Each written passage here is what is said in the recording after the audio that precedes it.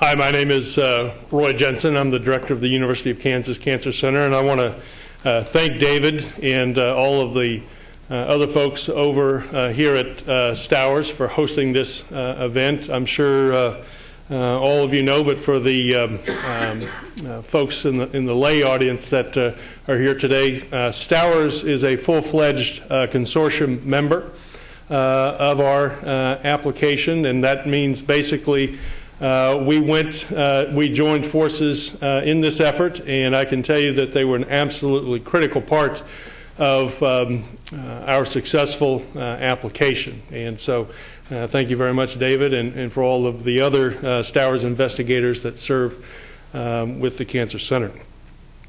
It is my pleasure today to introduce Senator Jerry Moran.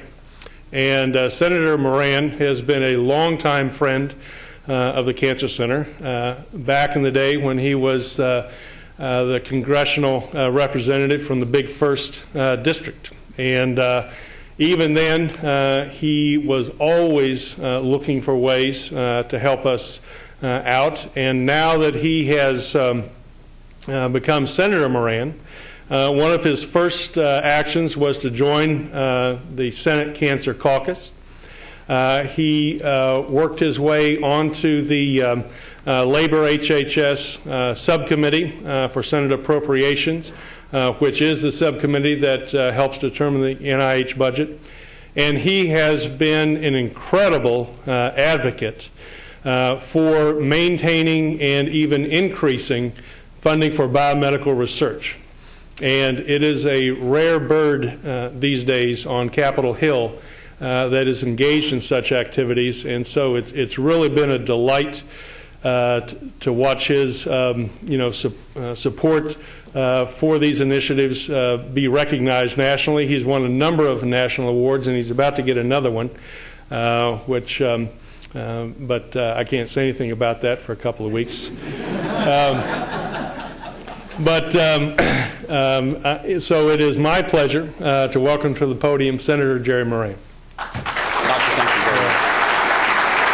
Thank you all very much. Dr. Jensen, thank you very much for your introduction. Any accolades that come from you have great meaning because we all hold you in such high regard. Someone who has arrived at the University of Kansas, who took charge, who provided leadership, who caused collaboration to occur. And as a result, Kansans and Missourians are very proud of the University of Kansas Cancer Center's designation as a National Cancer Institute. It means wonderful things for this city and for this region, for our mutual states. And Governor, it's good to be here with you, following your footsteps in the United States Senate in an attempt to try to see that good things happen for Kansans and for Americans and really for people around the globe. Chancellor, an honor to be here with you.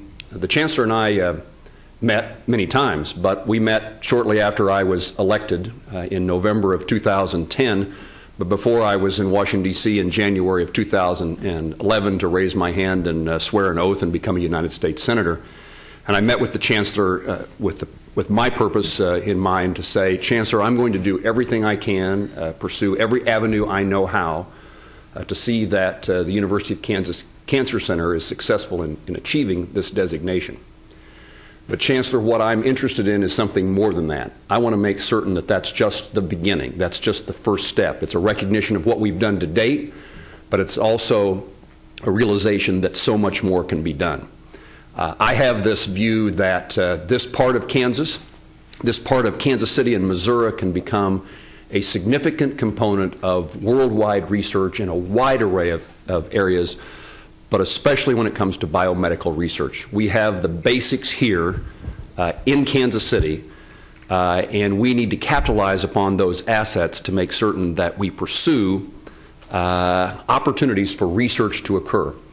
I'm interested in this for a number of reasons. I will never walk away from the basic things that have been the history of Kansas and our economy. Agriculture, our farmers and ranchers, the aviation industry in south central Kansas, the service industry in Johnson County, the oil and gas industry across our state. But I have this view that our children and grandchildren can live in a state that has an additional component, something different.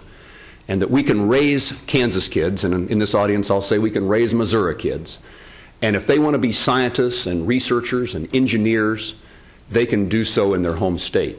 That we don't have to send our kids off, those who are among our best and brightest, those who have a desire to make a difference in the sciences, they can do so here in this part of the country.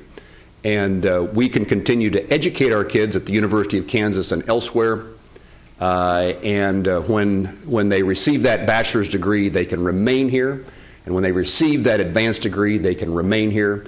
And they can pursue their careers in a very rewarding way in science and raise their children and ultimately their grandchildren in this place that we all call home.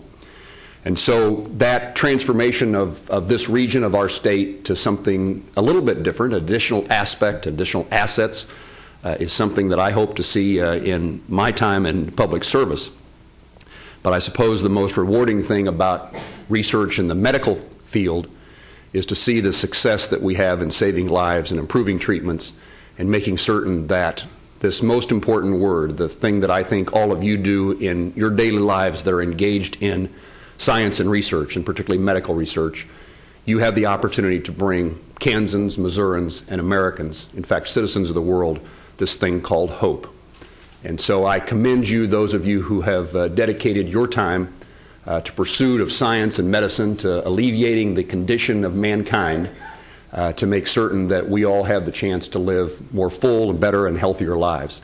And it's a noble profession that you deserve a significant pat on the back, and we want to express our appreciation and extend our accolades to those who have dedicated their lives to finding cures and treatments for the diseases that ail all Americans.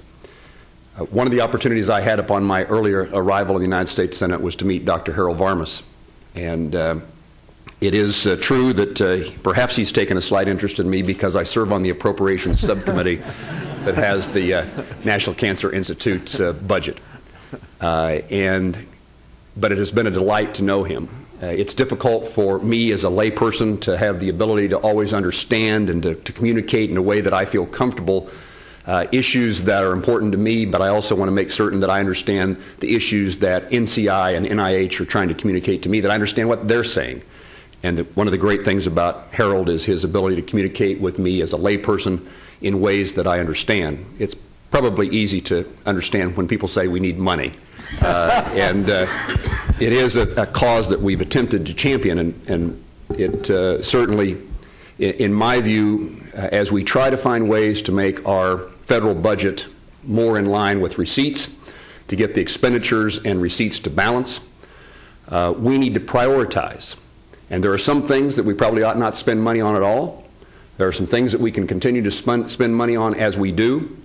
And there are some things that deserve additional spending.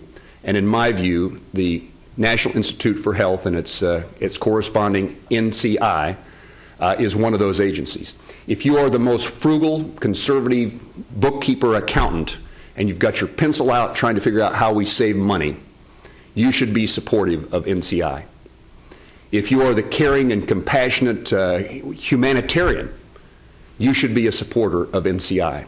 They come together in a way that we can improve the quality of lives and save money as we do so. If we can find cures and treatments, we can save significant costs and resources, but at the same time we're doing what I indicated you all do in providing hope and changing the lives of human beings. And so, Dr. Varmus, it's a delight to have you near Kansas. And the doctor has, we finally got him to cross the state line. He arrived at KCI and thought he was in Kansas. And we had him earlier this afternoon at Children's Mercy. I think he thought he was in Kansas. We finally made it over with Dr. Jensen to the KU Cancer Center, and we were in Kansas. And now we're back in Missouri, and we are delighted that you would take time in a life that has been so well lived in pursuing that noble cause and spend some time with Kansans and Missourians as we have a conversation about what we can do to advance the cause of curing cancer, treating cancer, and ending the misery to individuals and to families that it provides. And so, Dr. Varmus, it is an honor to have you here. We appreciate your work. A Nobel laureate, the head of the Memorial Sloan Kettering Hospital, Research Center, a former NIH director who came back to that calling at NCI. And we're glad that you answered our invitation to come to this part of Kansas. So let me say, excuse me, this part of the country. And welcome to both of our states. Thank you very much.